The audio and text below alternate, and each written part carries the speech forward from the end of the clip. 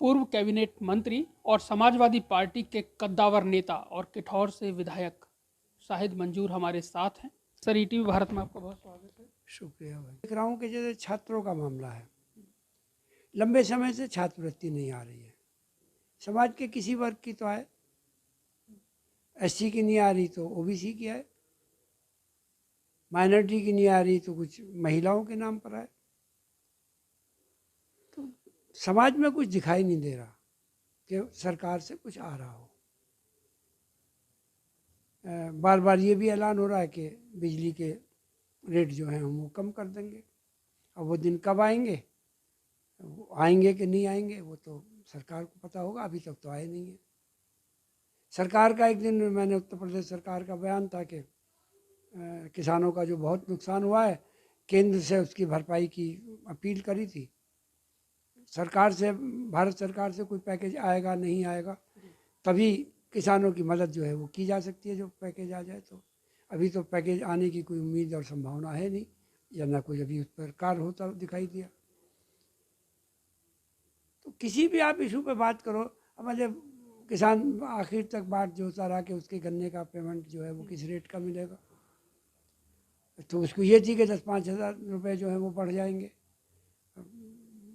Rate भी बहुत late हुआ और रेट भी नहीं बढ़े। तो सरकार का ही बयान था कि जो ये छुट्टा जानवर है इनको डीएम और एसडीएम और ये सब जो है इनका इंतज़ाम करें। तो हमें तो कहीं इंतज़ाम होता हुआ नज़र नहीं आ रहा। जो समस्या बनी हुई थी जानवरों की, वो आज भी बनी हुई है। और मेरा मानना ये है कि भाई समाधान करने से पहले उनका इंतज़ाम करो। चारे का इंतज़ाम नहीं होगा, खिलाने वाले का नहीं होगा, पानी का नहीं होगा, गर्मी का, सर्दी का, बरसात का इंतज़ाम नहीं होगा, तो निरीह प्राणी को ला के बाड़े में बंद कर दो, वो भूखे तड़प तड़प के मर जाए। उससे तो बेहतर है कि वो जो हो रहा है उसी को चलने दो। तो जब तक सरकार इंतज़ाम ना करे तब तक इन बाड़ों में भी ना लाए। अभी 2022 में विधानसभा के चुनाव हुए थे। इस दौरान क्या कुछ आपने अपने क्षेत्र में कराया है और कितना सहयोग मिला है सरकार की तरफ से? और जो लोग विकास की राजनीति ना करके काम के नाम पर नहीं, राम के नाम पर जिंदा रहना चाहते हैं, तो वो उनकी पॉलिटिक्स अलग होती है। मैं विकास की राजनीति करता हूँ और क्षेत्र में विकास के नाम पे मैं संतुष्ट हूँ कि काम हो रहे हैं। यहाँ तक सरकार का मामला है तो सरकार ने ऐलान किया था कि 5 करोड़ रुपए विधायक निधि कर दी जाए।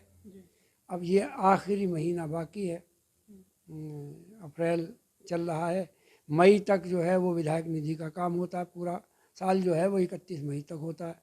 3 करोड़ रुपए में भी अभी बाकी रह गए हैं, वो भी पूरे नहीं हुए। तो 5 कब पूरे होंगे ये तो सरकार ही बतला सकती है। तो वो बढ़ाएगी कि नहीं बढ़ाएगी, 3 पे ही रह जाएगी। अच्छा, 3 का भी फिर ये है कि 18% जीएसटी है, तो 18 से 54 वहाँ चले गए। 3 करोड़ के नाम पे मिले 2.5 करोड़, तो 5 करोड़ में रह गए 2.5 करोड़। तो ऐलान ये है कि भाई 5 करोड़, तो मैं उसमें क्या कह सकता हूँ, ये तो सरकार जाने।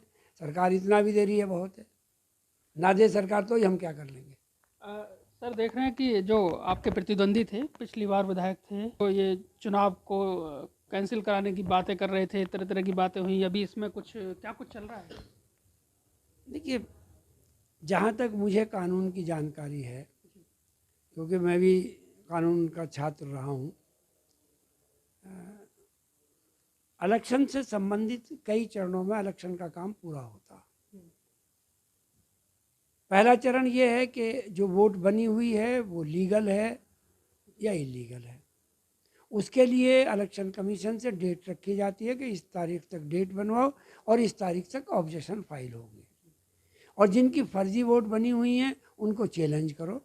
एक ये समय निर्धारित है इलेक्शन कमीशन का, जब भी वोट बनती हैं, पहले वोट बनती है, फिर उसके बाद में उनको टाइम दिया जाता है कि किसी को ऑब्जेक्शन फाइल करना हो। बाकायदगी के साथ अनंतिम रिपोर्ट जब आती है वोटों की, वो रखी जाती है टाउन एरिया में, ग्राम सभाओं में, और उनको दिखलाया जाता है कि किसी को किसी वोट पे कोई ऑब्जेक्शन है तो उसको ऑब्जेक्शन फाइल करो।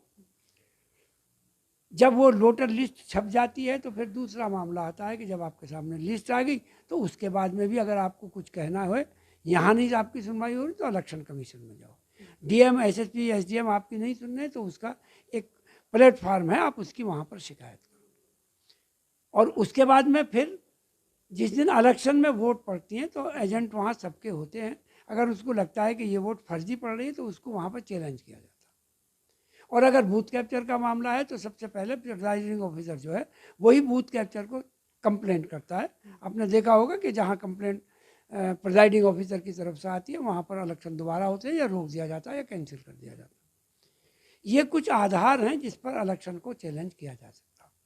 रह जाती है बात किसी की हाई कोर्ट जाने की या अपने धन का प्रयोग करने की, उपयोग करने की, तो लोगों की अपनी मर्जी है, जहाँ से चाहो वो करो। रिट फाइल हुई थी, हमारी तरफ से ये बात कही गई कि ये तो मेंटेनेंस के काबिल ही नहीं है, ये ऐसा नहीं है कि इस पर कोई साक्षी नहीं है। आखिर तक कोई साक्ष्य नहीं दिए गए, लेकिन अदालत का निर्णय, साक्ष्य के ना होते हुए भी अदालत ने कहा कि नहीं, केस चलाने में क्या है, आगे को दे देंगे। तो अब तक अगर कोई साक्ष्य ना दिए तो आगे को कहाँ देंगे। तो सिर्फ एक उतनी एप्लीकेशन थी, हमारा कहना था कि इसको सुना ना जाए।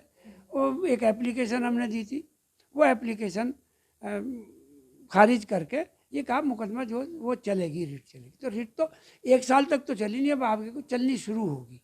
तो अब उस पर लगता है लोगों को कि हमें बड़ी सफलता मिल गई। तो भाई लोगों का अपना सोचना, मैं क्या कह सकता हूँ। अब क्योंकि लोकसभा चुनाव भी नज़दीक हैं, तो किस तरह से आप देख रहे हैं कि जो पार्टी के राष्ट्रीय अध्यक्ष हैं वो जैसे कांग्रेस को अलग रख के चलना चाहते हैं, आपको क्या लगता है? मत ये है कि जो किसी भी पार्टी के राष्ट्रीय नेताओं का जो मत होता, उसके वफादार कार्यकर्ताओं का वही मत हो जाता। निकाय चुनाव को लेकर अब तैयारी लगभग चल रही है जोरों पर, और आरएलडी की भी अपनी लिस्ट बन रही है। उनके पास भी मेयर की जो दावेदार हैं उनकी आपसे भी ज़्यादा संख्या उनके पास है। ये हमारे नेताओं का काम है, ये हमें जिसको आदेश कर दिया जाएगा उसी को लड़ा देंगे। तो आपको नहीं लगता कि कहीं ना कहीं असंतोष भी पनप सकता है? 2 तो विधायक हैं वर्तमान में जिनके परिवार के जो वो मांग रहे हैं अपने अपने पत्नियों के लिए टिकट। राजनीतिक एक ऐसा अखाड़ा है जिसमें संभावनाओं पर ज़्यादा बात होती है, और उन्हीं संभावनाओं को लेकर जिस पार्टी के ज़्यादा वोट बैंक होता, पार्टी मजबूत होती है, उस पार्टी में दावेदारी भी ज़्यादा होती है। तो हमारे यहाँ पर कई बार जो है मेरठ में वो अपोजिशन का मेयर बना है, तो लगता है हम लोग अपोजिशन फिर इस सीट को जीतेंगे। इसीलिए दावेदारी है, इसीलिए लोग अपने अपने दावे पेश कर रहे हैं। तो यहाँ हमारे साथ थे पूर्व कैबिनेट मंत्री और समाजवादी पार्टी के नेता और किठौर से विधायक शाहिद मंजू। इन सभी विषयों पर हमने इनसे बात की है और इन्होंने ईटीवी भारत के माध्यम से अपनी बात रखी है।